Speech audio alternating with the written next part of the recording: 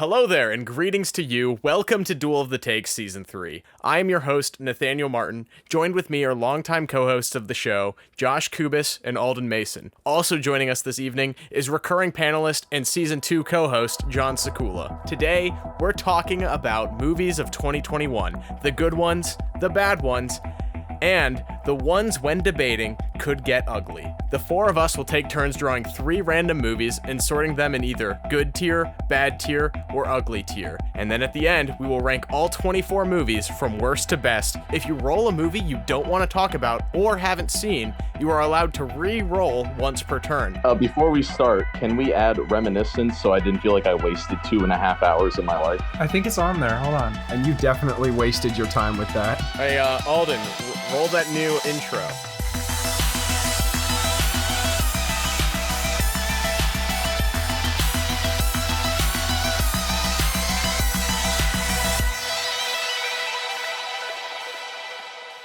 Man, how about that new intro, guys? Andrew P. Roberts really outdid himself with the Season 3 intro. I can't believe we got Steven Tyler to sing the intro. That was huge.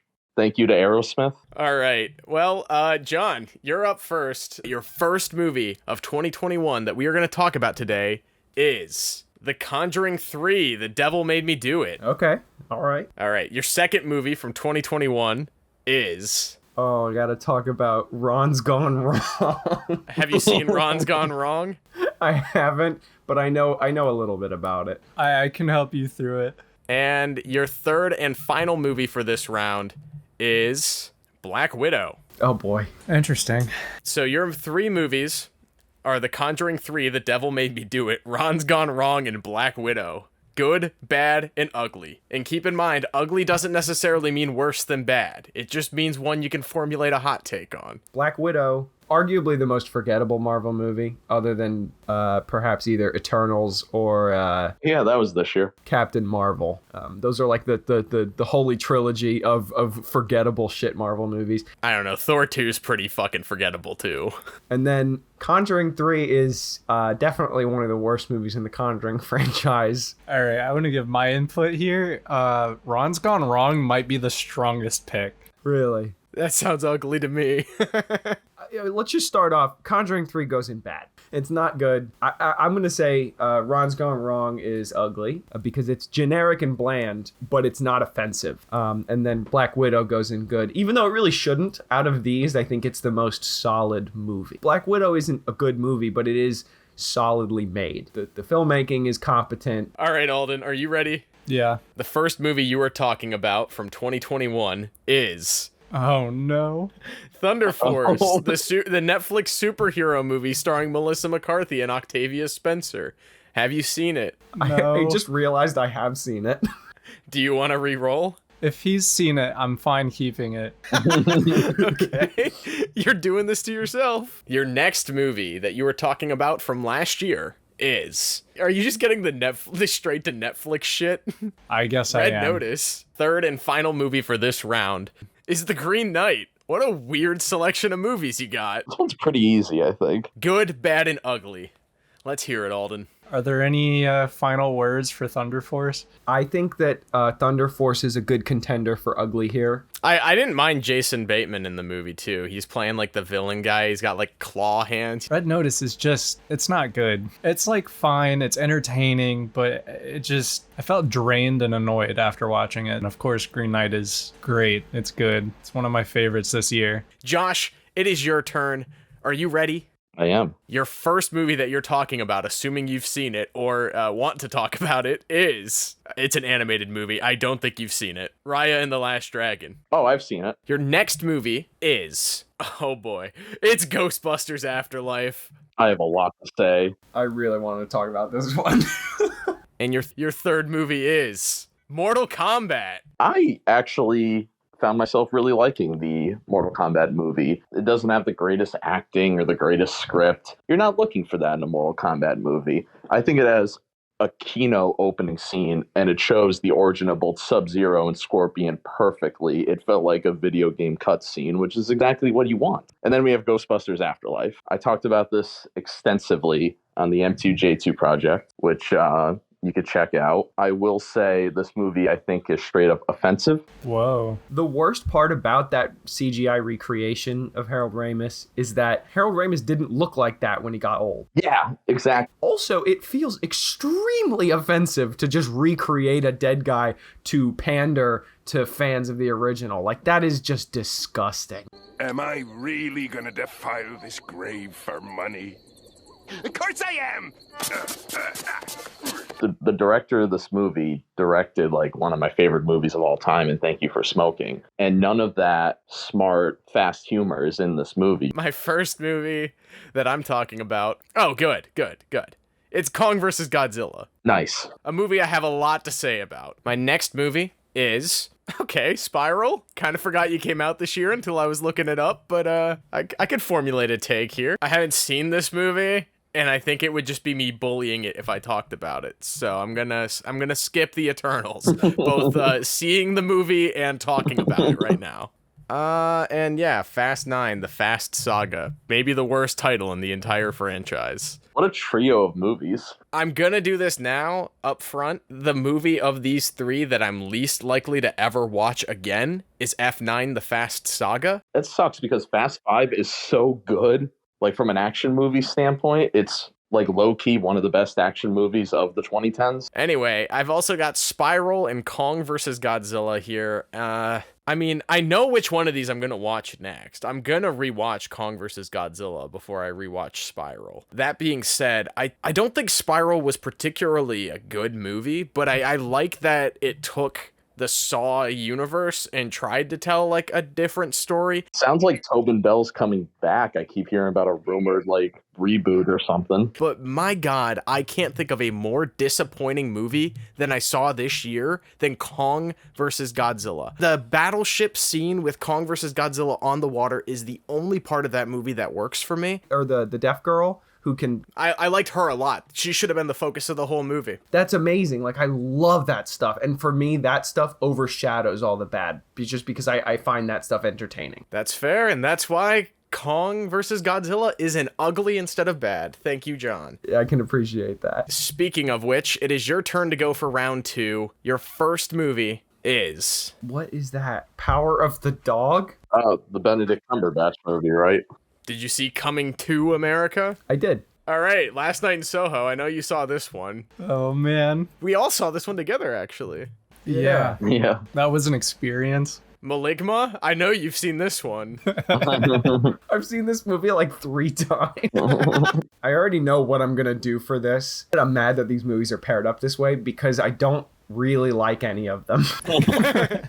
Coming to America is definitely bad. Rip. So that's bad. Bad movie. Not good. Now this is where it gets upsetting because I have to put one of these in good, and I think both of them deserve ugly. Malignant feels like a parody of horror movies. It feels like it's a joke. I think the movie's a little more self-aware than I think people give it credit for. I don't think so. I don't think Malignant even is a little bit self-aware. There's no way the third act of that movie is a genuine attempt at making a horror movie. I'm going to put Last Night in Soho in good, even though it's not good, but it is better than Malignant. Honestly, the fact that we're able to have a debate about like whether we think that it's self-aware or not just proves to me that it's not good. Alden, are you ready? I suppose I am. Good, you got no sudden move. Alden Kino. I love this movie. Tom and Jerry. This should be interesting. And Willy's Wonderland. I know you saw this one too, so there you go. Good luck. Like the Alden trilogy. Tom and Jerry, no sudden move, and Willy's Wonderland. Let's hear it, Alden. All right, well, I know what my good is. It's no sudden move. I had a lot of fun with Willy's Wonderland, but it sucks. It's so bad. Nick Cage says like nothing in the whole movie. So it's like Mandy, but bad. Yes. I enjoyed this. I watched it with a bunch of people over Discord at the beginning of the year. I feel like this Tom and Jerry is fucking worthless. I mean, I don't disagree, but it doesn't feel too far out of place to be a Tom and Jerry movie. I just hate that they did the thing that they always do with animated live action adaptations where, oh, they're in New York. Clifford. Smurfs. Sonic. Oh, yeah. Enchanted perfected that genre of characters going to New York. Enchanted is Kino. I think the only movie I put 5 stars on Letterboxd this year was ironically Cruella. Oh, good. You gotta talk about Reminiscence. You just asked about this. Yeah, I'm gonna have to go in the tank. Trying to remember what the hell this movie's about. The Snyder Cut. Reminiscence, the Justice League, the Snyder Cut, and No Time to Die. Good, bad, and ugly. So Reminiscence, if I remember correctly, is directed by Christopher Nolan's wife. It's such a nothing movie. It's not terrible. Like, it's not the worst movie I saw this year or anything, but it's so bland and forgettable. If the cards played right, the Snyder Cut could be in the good. But I think No Time to Die, even the opening scene alone, it's one of the best Bond opening scenes. I could see why they kept delaying the movie, because it is a really good Bond movie and it deserved to get as much attention as it should and have people see it in a safe way. The Snyder Cut was just so much better than the original cut. It definitely deserves that perspective when you compare it with the mess that the Justice League movie was. These are the last 3 movies we're talking about ranking today. The society really wants me to talk about the Eternals, and I'm not strong enough. Many Saints of Newark, I can talk about this. Pig's a movie I could talk about. Nice. Oh boy. Have you seen Free Guy? I have. You saw Free Guy? Sorry to hear that. I did. So here it is. Free Guy, Pig, and Many Saints of Newark. This is a pretty weird 3 movies, I'm not gonna lie, because I feel like they're 3 different tiers of movie. I feel like Pig is kind of this like little art house indie movie, and I mean, my tastes definitely align more with that. Free Guy was bad. It should feel bad. I can't believe this movie made money, and it scares me that it did. Scares me that so many people like it. But I will say, I got a lot of entertainment value out of Many Saints of Newark. I didn't think it was a great movie, but I would watch it again. I've already seen it twice.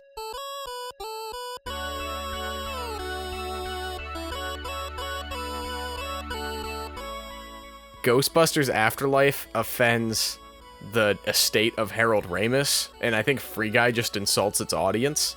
So, like, which one's worse? This is between Conjuring and Coming to America for me. I would rather have Eddie Murphy keep making movies. Let's not make the guy disappear for another 10 years again. Miami could be flooded and people would still be living there. I mean, it will actually happen. Global warming is irreversible at this point, in case anybody doesn't know. Yeah, in case you didn't see Don't Look Up.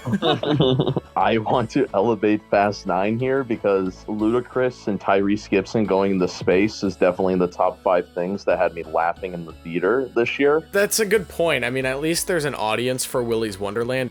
I can't think of a group of friends that are going to get together and watch Thunder Force together. That's true. I agree with that. If any friend group was going to do it, it was going to be us, and we didn't even do it. Give us the representation. Yeah, I'm all for Ryan the Last Dragon to have 2 gay characters, but they did not show that to me. Classic Disney. Too scared to be bold. Maligma goes next. End of story. The Snyder Cut did a lot for DC, but they'll fumble it again. It won't matter. So here it is, the top 24 movies of the year, according to the Duel of the Takes panel. Number 24, Ghostbusters Afterlife. Number 23, Free Guy. Number 22, The Conjuring 3, The Devil Made Me Do It. Number 21, Red Notice. Number 20, Coming to America. Number 19, Reminiscence. Number 18, Tom and Jerry. Number 17, F9, The Fast Saga.